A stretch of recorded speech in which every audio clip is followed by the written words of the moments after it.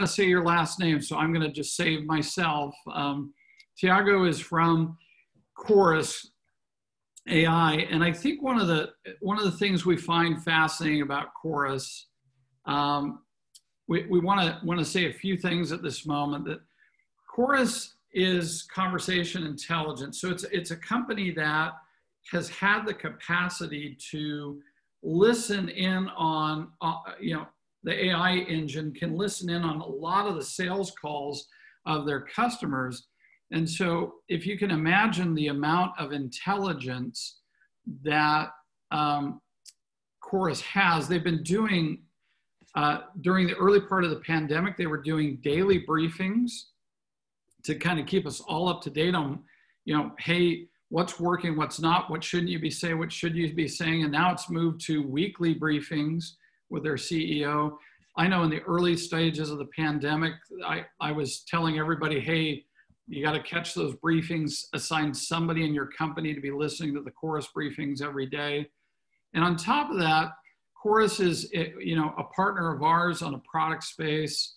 And we want to thank them for providing the support to invite a lot of CROs, CSOs, and VPs of sales to this event so that we can have a substantive conversation. So Thiago, I'm going to just leave it over to you and thank you for being here. And I know that you have a lot of data to share with us so that we can learn about what's going on out there with all those conversations. Thanks, Howard. I appreciate it. And I've always just had one name ever since I moved to the US, 9 years old. I try to keep people from ever having to say my last name. So thank you for that. And Derek, really enjoyed the presentation. I want to give props to you and Zoom overall, one as a Chorus customer, but also to the point that I can't wait for one day to listen to how people have Chorus fatigue. So I'll say that we've really made it when we've reached that point. But anyway, so I'm the CRO of Chorus. I've been here for about 3 months. Prior to joining Chorus, I was the SVP of Global Sales and Customer Success at a company called Huddle, where I rolled out Chorus to the entire customer-facing team. So everything from pre-sales all the way to technical support. So I've joined a company that I'm extremely passionate about with a whole different level of conviction. And what I'm hoping to do today is talk through just the rise of C-suite participation across all our conversations that we're having with our customers and how you can better equip your team to show up to those meetings and have great success. So the agenda that I'll stick to is, first, I'll talk a little bit about the overall C-suite challenge. Then I'll dive into ways we are seeing our customers enable their teams to CXO proof their deals so they're fully prepared for those meetings.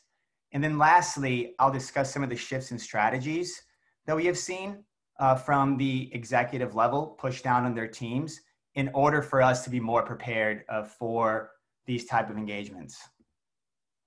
But before I dive into the data, I was going to have Stephanie launch a poll across the board to ask all of you about who you're seeing in your deals. And I apologize, Thiago. The poll, since I gave you host rights, will be down at the bottom. I didn't realize I wouldn't be able to access it from this end.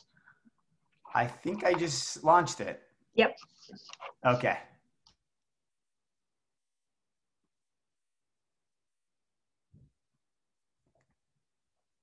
So I'll give everybody a little bit of time here.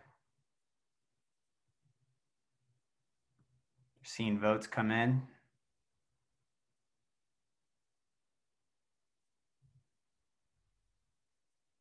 We're seeing quite a bit on the CEO and CFO front, which makes sense. So it seems like we don't have a lot of people selling to marketers or CTOs in the conference today. Got about 50% participation. I'm going to end the poll now and share the results. It's very interesting, as I mentioned. So it seems like lots of leadership without that many C-suite. But of those that are seeing a lot of C-suite get involved, we're seeing quite a few CEOs and CFOs, which makes sense. So let me continue on here.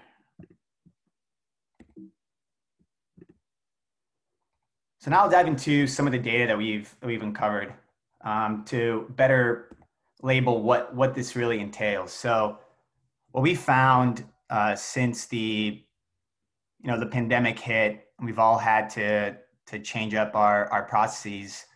It's that there's been about an 86% increase in C-suite executives actually jumping in and participating from the buying side. So this has obviously required lots of changes from how we approach our deals and how we prepare our teams. And this is something that we haven't seen too much of a dip over the last few months. And when you split this out across the various roles, I think the interesting piece is just how many more CEOs are getting involved across these conversations. But then when you look around the economic decision makers, the participation has been up by over 71% since Q1. This has obviously led to us have to think about how we change our message about the value that we add to our customers. And from analyzing millions of sales calls, what we're finding is C-level execs care about two things mainly, and that's savings and growth. So savings from the perspective of time and also money.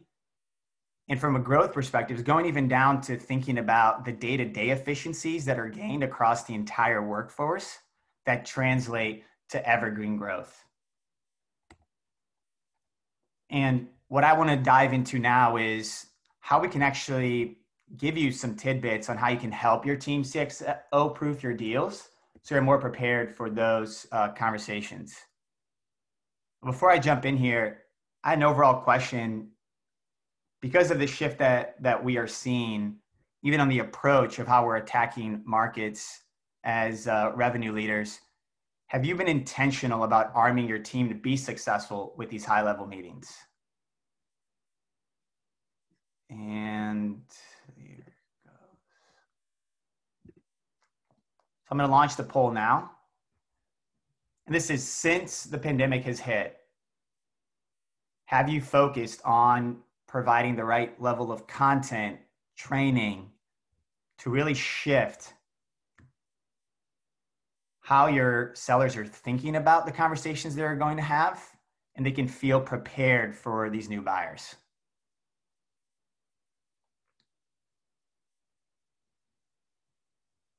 So I'm going to give it a couple more seconds here. So obviously, as expected, an overwhelming majority has adjusted their process, and we're going to have an exec briefing a little bit later. I'm looking forward to discussing this with everyone. Got about 40%. I'm going to pause here.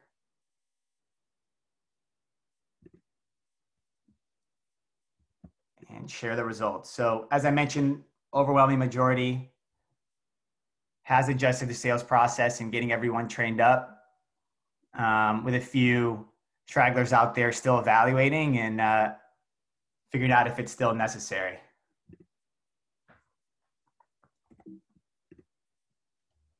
So as mentioned, there's been an 86% increase in C-suite executives joining since around Q1.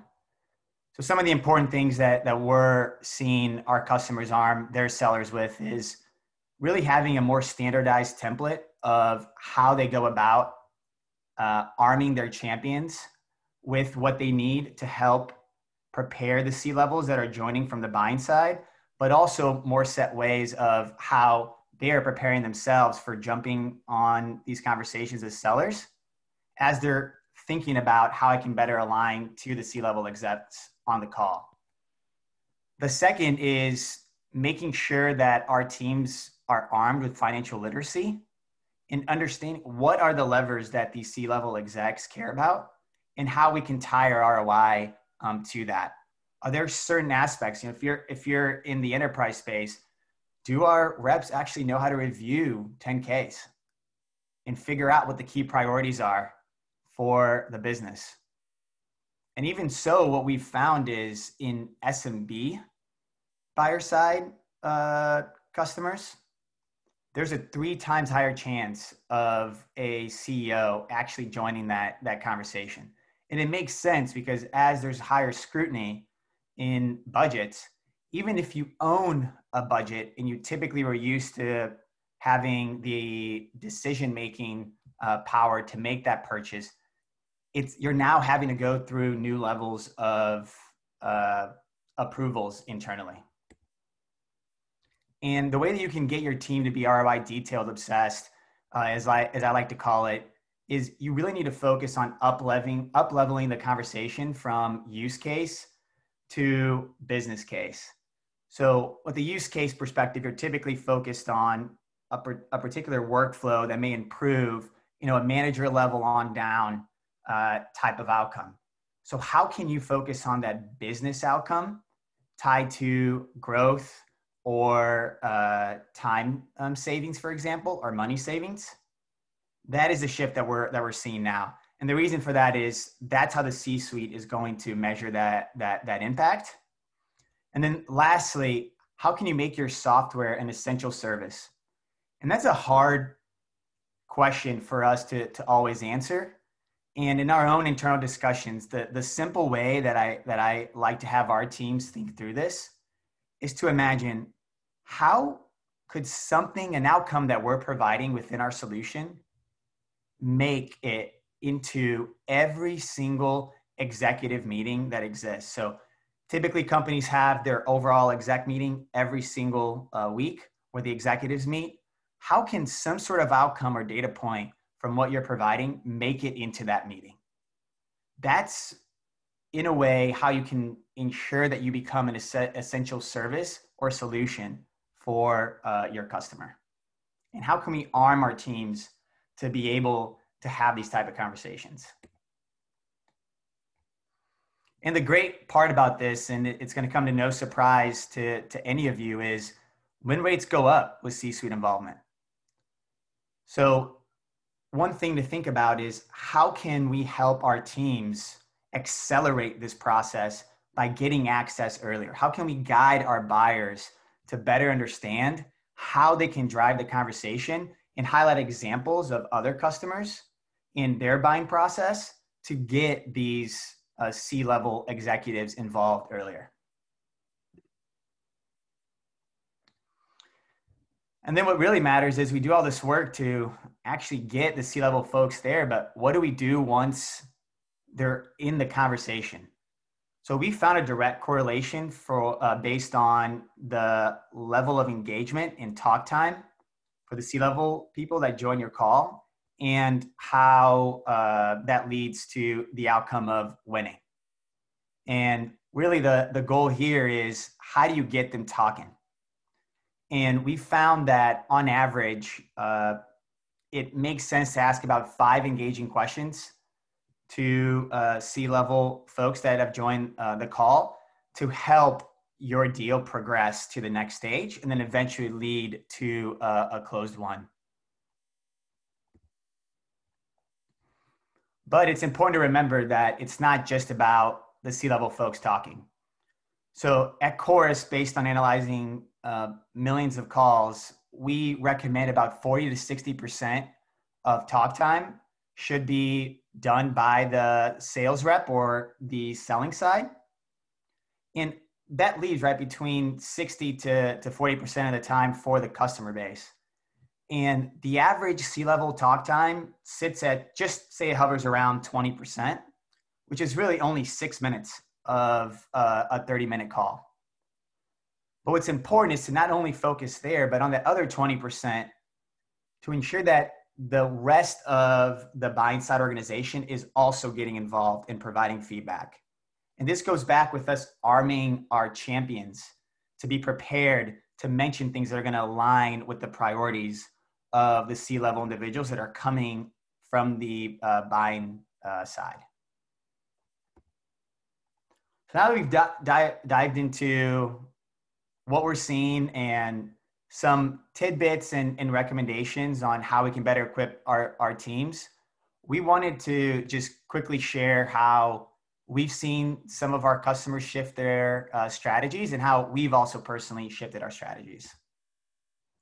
We're going to do this focused on 3 key areas.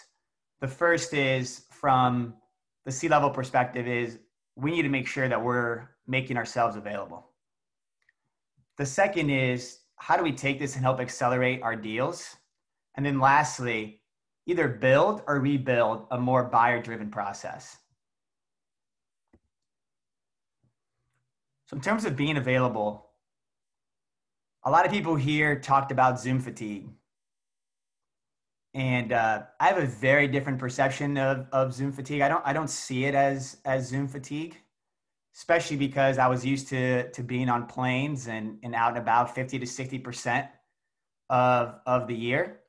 And I don't get the same sort of fatigue from Zoom as I used to get from all the travel, especially international travel that I used to do. But what this has led to is that we are more accessible. And we should use this as a benefit to our teams. But it's important to also set some ground rules. So if you haven't already, determine what deals actually qualify a leader's time. To try to protect yourself from all these 30-minute meetings about each and every single deal where maybe you only need 10 minutes or so, is block off some office hours. People can just jump in and have these shorter conversations with you. And then lastly, if you haven't already, make sure you create a very set format for giving you the information that you need in order to support the deal that you're joining. Because the reality of it is if the buying side CROs are joining, we need to be looking out to match that. Second is accelerating deals. And something that we found is don't think about this as only bringing in the executive that is tied to the revenue side from yourself on the selling side. Think about using your entire executive team. So if there's a big deal that you're in and a CFO is gonna join, think about bringing in your VP of Finance or your CFO to also join in on the conversation and discuss things from their perspective on the value that your solution can bring. This is one thing that we've done internally, found a ton of success in terms of creating alignment in a very different perspective. And the second is payment terms. So really figuring out with the uncertainty that exists and cash flow issues that a lot of our customers are finding themselves in, really think about how flexible you can get across payment terms. And obviously a negotiation item, but we have seen an increase based on our data on net 60 and even net 90 payment terms. And then to also accelerate the deals, there have been changes in the buying process as well. And you've all probably on this call been involved in deals that have slipped because a new stakeholder jumped in, and maybe it was even something that someone felt like they owned the budget, but there's a new level of scrutiny that jumps in late in the game where they need to better understand the savings aspect and the growth aspect.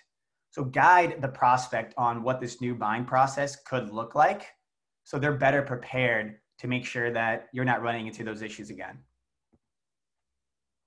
Then the last piece, and if this is something your company hasn't done over the past year, is think about either building or rebuilding a more buyer-driven sales process so that the overall buy mechanism has changed, especially during the past 8 months or so. So really think about how can you look at this buyer's journey and then redefine what your sales process looks like, where you got to go through defining the team that's going to be involved in this, rebuilding the customer journey map, think about the various customer outcomes that are tied to each one of those areas, then define how you can help guide your customers across these various stages. And then lastly, really figure out how do I best align my sales process to make this a success for our company, but also from the buyer side as well. So that's what I had to cover today. I think we have about 10 minutes or so for any Q&A that may have come up. I did not do a great job of checking out the chat, so I'll pause here. I'm checking it for you. So I'm going to go ahead and ask, if we can, I'll have them ask their question.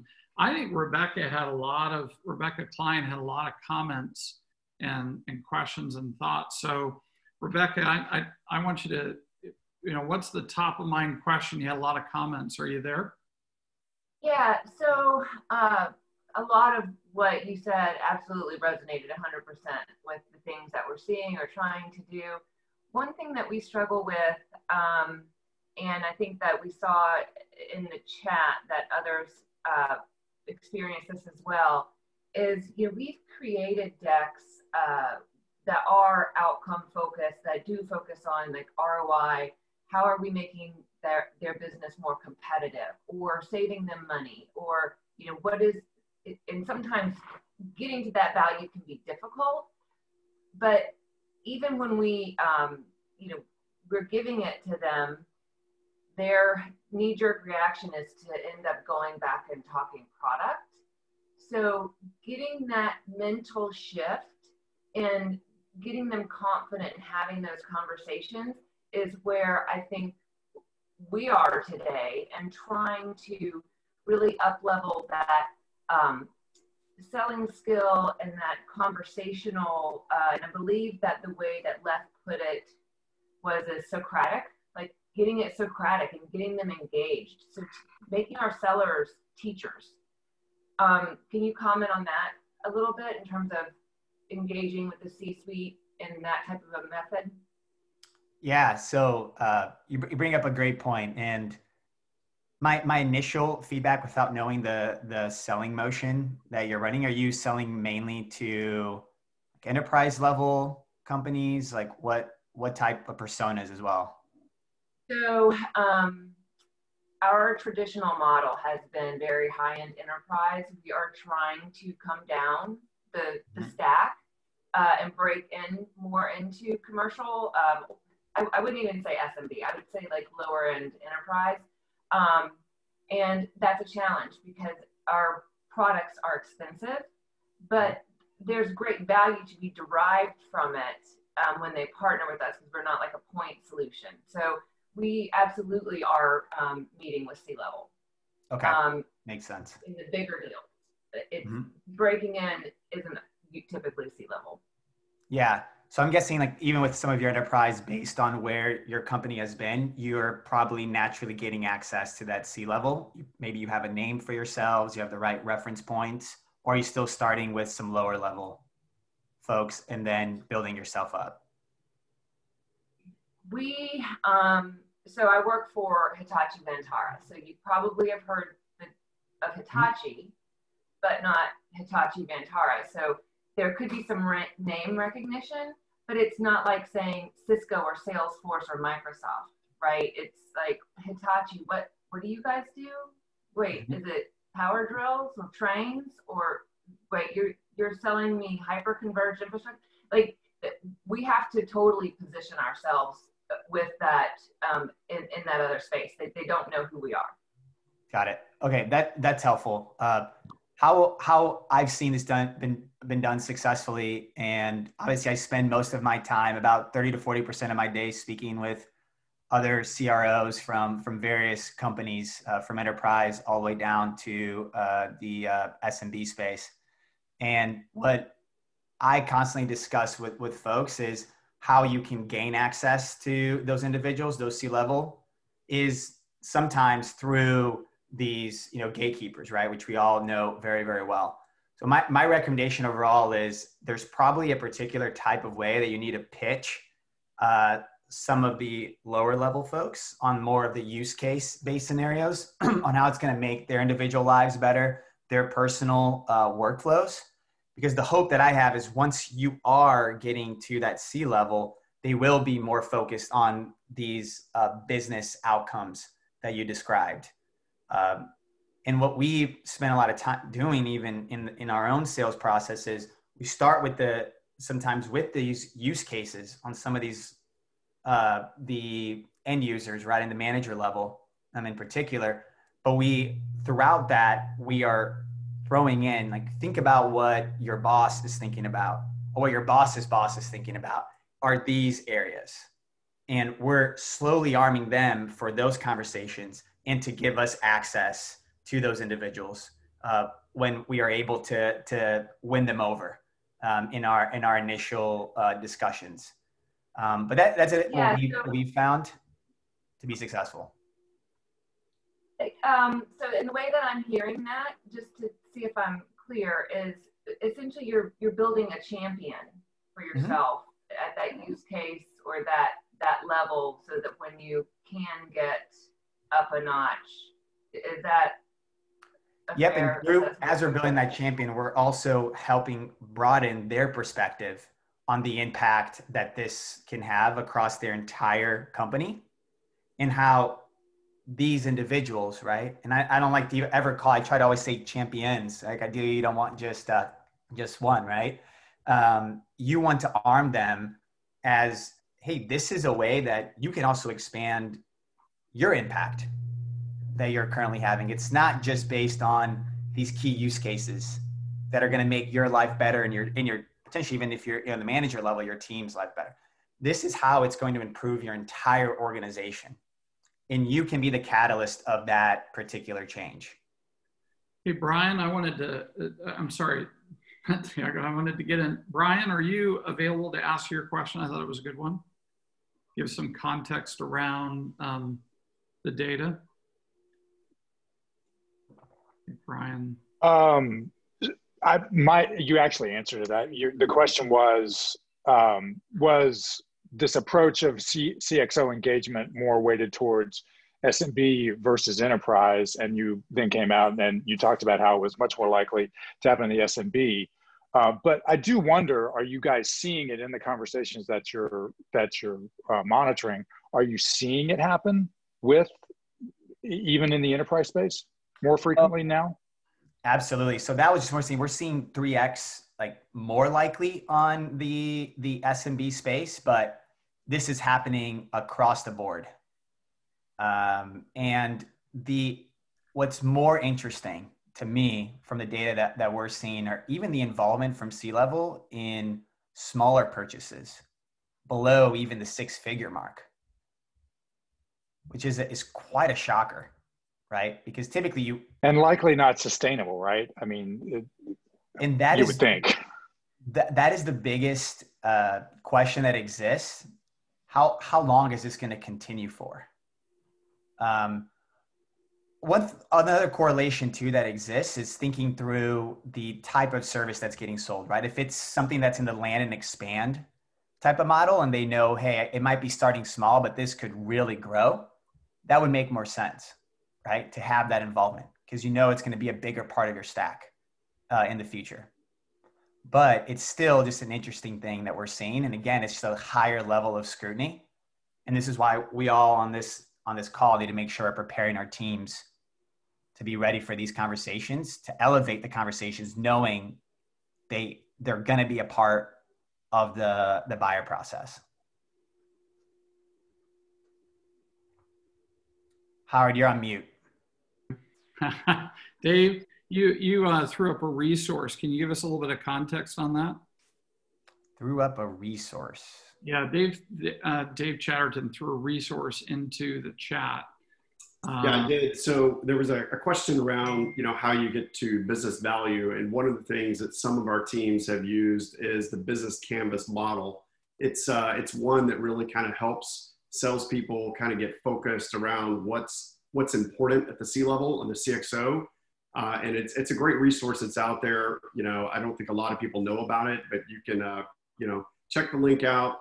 It's great if you go through some of the strategy cells. I think that Course probably uses something very, very similar. I don't know a lot about what Course does, but I have an opinion that they probably use something like that, and then they can leverage it. But it's a great resource to be able to kind of frame your conversation and make sure that you're understanding and doing the right research before you're actually getting to a CXO conversation. Very helpful. Well, Thiago, we've got about a minute here. Do you want to give any final wrap-up thoughts? And obviously, you're doing a executive briefing a little bit later today with an invited list. So, so I'll let you wrap up, and then we'll go to break. Yeah, thanks everyone. I hope you found this helpful based on the data that we found, and you can take this and drive some impact at all your organizations across the board. If any of you have any interest in learning more about Chorus, feel free to ping me directly, and I'll make sure that I align you with the right resource from our side. And I look forward to seeing many of you at the executive briefing a little bit later. Thanks. Wonderful. Thank you so much today. And folks, we're